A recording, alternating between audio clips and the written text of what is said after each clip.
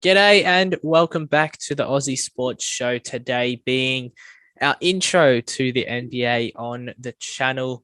And today we're going over our 2021/2022 NBA seasons predictions. So I'd like to introduce Liam. We're going to start with the Eastern Conference standings with your five teams that will not be in contention for play-in. If you haven't already, before we get into the video, please hit subscribe. It would mean a lot. And here are the timestamps for all the sections throughout the video that you are more than welcome to skip through. So in at the 15th seat, I have the Cleveland Cavaliers going 15 and 67. The 14th, I had Magic going 17 and 65. In at 13, I had the Pistons at 20 and 62. In at 12, I had the Pacers 24 and 58. And in at 11th, dropping the Toronto Raptors going 29 and 53. So in at my five non-qualifying play-in spots, 15th, I had the Orlando Magic at 16 and 66. 14th, I had the Cleveland Cavaliers at 18 and 64. 13th, I had the Detroit Pistons at 21 and 61. Now in 12th, I had the Toronto Raptors with 29 and 53. And in 11th, I had the Indiana Pacers at 30 and 52. Now for your four play-in teams for the Eastern Conference, please, Liam. In at 10, I had the Washington Wizards going 39 and 43. I believe that Bradley Beal, he's probably one of the best players in the league we saw last year when Russell Westbrook. But, they've added in Kyle Kuzma, added in Montrezl Harrell. I think that might be a little bit of assets that will help out the Wizards. So I think that'll be enough to make the play-in. In at 9, I got the Charlotte Hornets. LaMelo Ball, the Rookie of the Year last year. We saw how good he was. I feel like he can scrape them up to the 9th seed.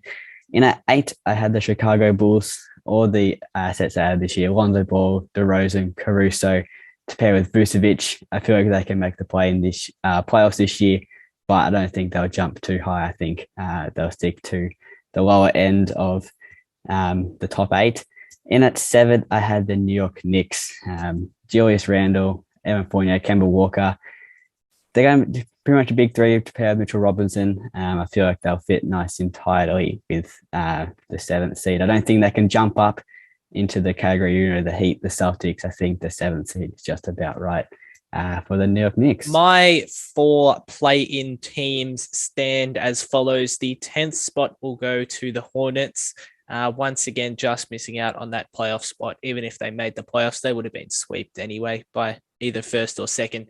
9th would go to the Wizards, 39 and 43 for me. As you said, the likes of Kuzma, obviously, he didn't show a lot in their preseason games, but it's a new scenery, and we know what happens to players when they hit a new scenery. They either flunk even more or they blossom. So 8th, I had the New York Knicks, as you said. Kemba Walker's a big addition.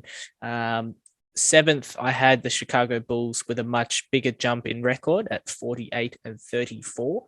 I'm loving what the Bulls have put together over the offseason. They're a real, not a threat, but they're a real exciting team to watch. The likes of Levine, who's always been one of the most exciting scorers in the league. DeRozan's come across, as you said. They got backcourt defense with Lonzo Ball and playmaking and everything else you could possibly ask for. So this Bulls team is going to be quite fun. That's why I had them at 7th. Now on to your top 6 teams who do not have to go through the play-in phase, please, Liam. In at the 6th seed, I had the Atlanta Hawks going 50 and 32. They made the conference finals last year, and no doubt I reckon they can nearly make it back there. In at the 5th seed, I had the Boston Celtics at 52 and 30. Jason Tatum, Jaylen Brown, two of the best young stars in the league. Al Horford, they got him back, and he'll be good to start and even come off the bench. Robert Williams is looking very good, and also Marcus Smart re-signed there, so he'll be a good asset for them too. In at 4, I had the Miami Heat going 56 and 26. I added Kyle Lowry to pair with Jimmy Butler and Bam Adebayo, the big three down in Miami, and I feel like they'll be good enough to make the 4. In at 3, I had the Philadelphia 76ers going 59 and 23. They got Ben Simmons back. If they didn't have Ben Simmons back, I definitely would not have had them this high. But I feel if they get the team chemistry going, Ben, Joel, Tobias, I feel like they can get it going. I can then go 59 and 23. In at the two, I had the Brooklyn Nets going 63 and 19. Even without Kyrie Irving, I feel like they're good enough to make the two seed. KD is just one of the greatest players in the league. James Harden to pair with him also. And at the number one seed, I had the Milwaukee Bucks. No brainer here. Giannis, best player in the league, in my opinion. They're going 66 and 16. No doubt they're getting more than 60 wins. And no doubt, I reckon they can run it back and go for back to back titles. It would not surprise me at all. So, who are your top six? So my top six, I had the Miami Heat, 49 and 33. Obviously, Lowry coming in. I don't think that they can run it back to the finals like they did in 2020. I think that was a little bit of a fluke. All credit to Jimmy Butler. He's a star when he wants to be, but I don't think they can run it back quite that far. Fifth, I had the Sixers. Obviously, the Ben Simmons drama is really holding them back. Whether they can find a trade for him, whether he wants to play for them, we don't know how that's all going to unfold yet. Fourth, I had the Boston Celtics, 54 and 28. I do think that they are an Eastern Conference threat. I can't see them getting past the semis. But if they can get their act together, obviously they're going to miss Jaylen Brown for a little bit of the season, but they could be a legitimate team in the Eastern Conference. Third, I had the Atlanta Hawks, maybe a bit high. Not too sure what everyone thinks about that, but 58 and 24. Now, hear me out. Trae Young he's going to be affected by some of these rule changes that we've seen. That's my opinion on that. But he is still going to carry the Hawks team. There's no doubt about it. I feel like Reddish will have a breakout year and really help them. DeAndre Hunter is going to keep improving. They obviously still have John Collins. They're a genuine team in the Eastern Conference. They made the conference finals last year. There's no reason they can't make at least the semis this upcoming season. Number two, I had the Brooklyn Nets, 67 and 15. Kyrie, just like the Sixers, Kyrie is holding the Nets back quite a fair bit. That's why I didn't have him as the one seed, which obviously went to the Milwaukee Bucks at 68 and 14. And as you said beautifully, Giannis is the best player in the league.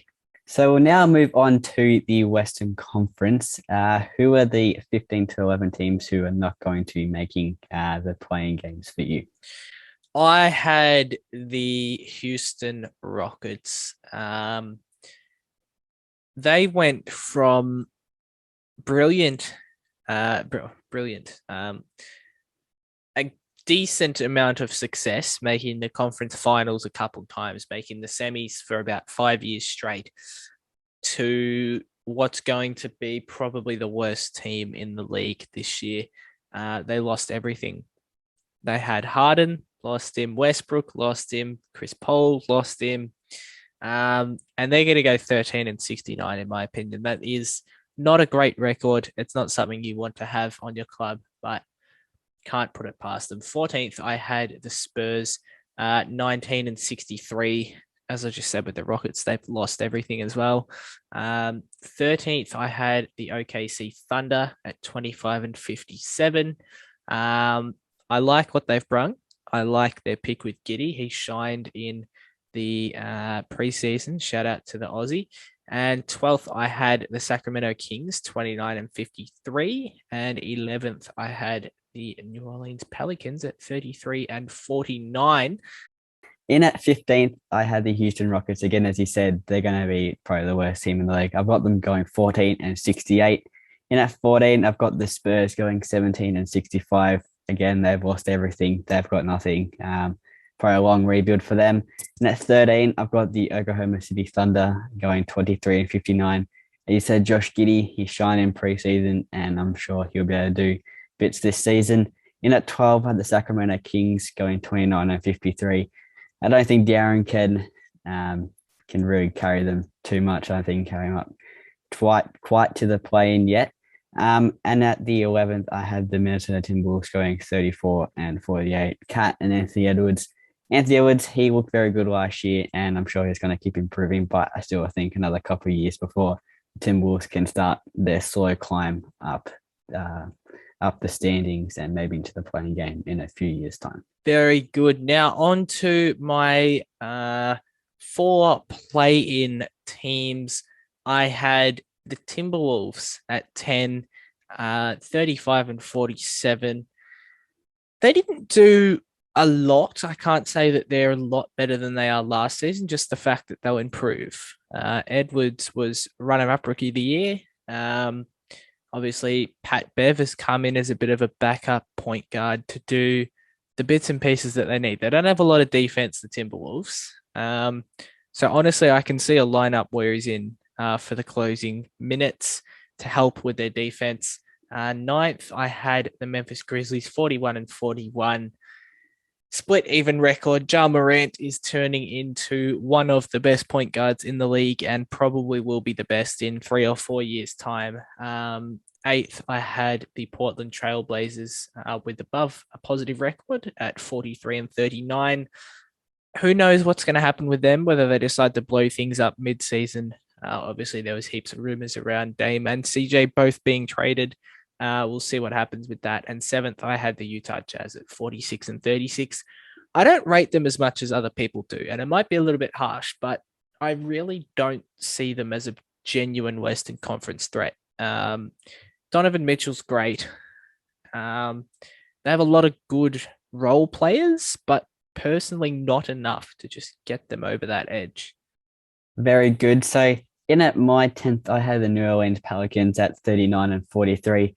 I believe they can just get there. Zion needs to drop the kgs, weighs about 5,000 kilos now. So he's going to be great. He averaged, 27 last year, and no doubt I feel like he can do it again. In at number 9, I had the Memphis Grizzlies going 40 and 42. As you said, Ja Morant, he's turning to one of the best point guards in the league, and no doubt he'll be probably the best in a few years' time. In number 8, I've got the Utah Jazz. Again, I don't really rate them as highly as many others do, and I don't see them as a Western Conference threat. And at number 7, I had the Portland Trailblazers going 46 and 36. And again, I reckon if they keep Damon and CJ the whole season, they can make playoffs. But as you said, if they start to blow things up mid-season, then no doubt they'll probably slump. But having they keep him, I reckon they can squeeze into the 7th seed. Now on to your top 6, you could say, or the playoff locks for the Western Conference. Now, personally, I had the Clippers at 6th with 47 and 35. They're missing Kawhi for what is about 75%, if not more, of the season. So that's a big hit. And personally, it wouldn't surprise me if they completely dropped into the play-in games. But I think 6 seed is about right, 47 and 35. I think Paul George can actually step up. He's been pretty quiet since he joined the Clippers from OKC after a career best season, but I think he can do it. I don't have a whole lot of faith in Paul George. I never really have, but I think he can do it. 5th, I had the Dallas Mavericks at 50 and 32. Luka is going to step up onto a whole new level as he has every year since he's been in the league, just kept improving. 4th, I had the Golden State Warriors. Steph Curry is in a world of his own, and Klay Thompson's coming back mid to late December, I believe, is the report. He's trying to get back by about Christmas time. I had them at 55 and 27. 3rd, I had the Phoenix Suns. I don't think they're going to have as good of a year. They're definitely not going to make the Western Conference Finals or even the NBA Finals this year. But I had them at 57 and 25. 2nd, I had the Nuggets at 60 and 22.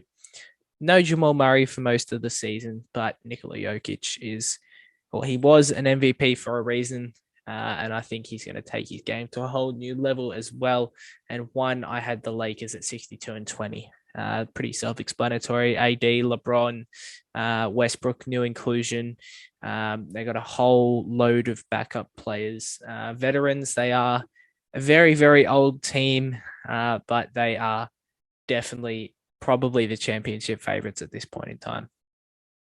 In at my sixth seed, I had the Los Angeles Clippers again. Only reason is because they won't have Kawhi for pretty much the regular season. Yeah, I agree. Paul George can get in there, but again, I don't have that much faith. So again, as you said, I wouldn't be surprised if they slip to the play-in. In at number five, I had the Golden State Warriors. Steph Curry, he was just insane in the preseason. No doubt in my mind to carry that into the regular season, and just getting Clay back, I believe will be very good. The Splash Brothers will be back, and I reckon they can wreak havoc in the West if they wanted to. In at the fourth seed, I had the Denver Nuggets going 55-27. They won't have Jamal Murray for a lot of the season. And again, I believe they can get up to the top four. Nikola Jokic is the MVP for a reason. He can play any position he wants. He can shoot, he can defend, he can do what he wants. And at number three, the Dallas Mavericks going 56-26. Luka Doncic, he's just going to step up his game to a whole nother level. He's going to be an MVP candidate, no doubt. So I reckon they can get into the top three.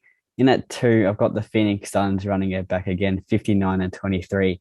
They're just outstanding last year. They made the finals, nearly won it. But yeah, that's absolutely exceptional. In at number one, I have the Los Angeles Lakers going 61-21. It's a real no-brainer. They got, you said, LeBron, AD, Westbrook. They're veterans. They've got a very deep bench. So no doubt they'll be premiership contenders and probably making the finals in my eyes. Now on to the award side of things. For Rookie of the Year, I had what could be called a little bit of a smoky. I think he's fourth in the betting. Jalen Suggs of the Orlando Magic is not a bad shout. They have a plethora of young guards, so the only struggle is he might have difficulty getting some game time in, especially starting straight up. But I think he has the potential to win Rookie of the Year. I just wanted to change it up a little bit to yours, as I believe you went with a generic name, Liam. Yeah, I went with, I think, the favorite, Jalen Green, down there on Houston. He averaged 20 points in the Summer League and he looked very good in preseason. Number two pick. I believe he'll be able to ball out on Houston. As we said, they're not going to be doing much this year. I believe he could be in the starting lineup nearly straight away. So him and I think Kevin Porter Jr., a young talent down there. Kevin Porter Jr. is obviously improving at a somewhat decent year last year, showed some glimpses, but no doubt I think Green and Porter Jr. will be some sort of a highlight for Houston fans this year, and what probably going to be a bit of a glum season for the franchise. For sure. Now for the sixth man of the year, mine's a little bit controversial because, to be honest, he might actually be starting for a solid chunk of the season, and that name is Patty Mills of the Brooklyn Nets. Obviously, Kyrie cannot play in any home games at this stage as he's not vaccinated. So I'd imagine Patty Mills would take his spot. He's definitely their backup point guard. So I'd imagine he'd jump into the starting point guard role unless Harden takes that and they go another route with like Bruce Brown at shooting guard or something. And if that's the case, then Patty Mills is my lock for sixth man of the year. He had a brilliant Olympic campaign with the Boomers. He was more than solid on the San Antonio Spurs. He's been quite underrated his whole career. So a change of scenery, I think, is really going to boost him. And he's good mates with Kevin Durant to help his cause as well. Very good. I've gone with a pretty generic name in this category. I've gone Jordan Clarkson from Utah Jazz. He averaged 18 last year on 42% from the field. He just does the bits for Utah off the bench. He comes in, he can shoot, he just comes in the big moments, and I feel like he can come in and win sixth man of the year. Now on to the most improved player, and I feel like I've gone with a semi-generic name that's been thrown around by lots of analysts and lots of you see it all over social media accounts and etc. I've gone with a name that you just mentioned in Kevin Porter Jr. of the Houston Rockets. He is going to explode. Obviously, on the Cavs, he didn't really get the opportunity, and I think he was injured for a little bit there as well. Traded to Houston near the start of last year, and he took off really from there. He did his bit to help that team where he could. Obviously, not a great team, and they won't be this year either, but I still think that he's going to win most improved player, similar to how Jeremy Grant was in contention on the Pistons. I really think Kevin Porter Jr. is a shot.